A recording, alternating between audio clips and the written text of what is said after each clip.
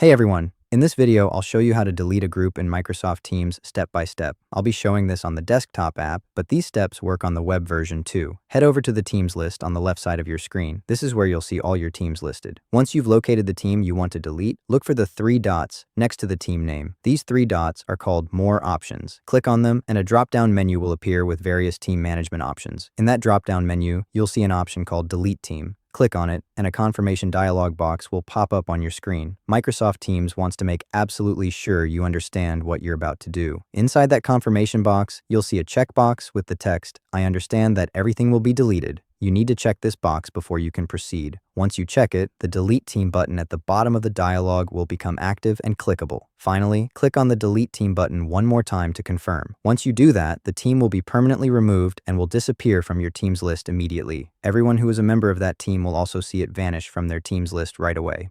A couple of important things to know. Even though the team is deleted, team owners and IT admins can still recover it for up to 30 days. So if you delete something by accident, you have a month to get it back. Also, be aware that deleting a team removes quite a bit more than just the chat history. The SharePoint site, any OneNote notebooks, Planner plans, Power BI workspaces, and Stream groups affiliated with the team will all be deleted as well. It's a complete wipe, and that's all there is to it. Thanks for watching.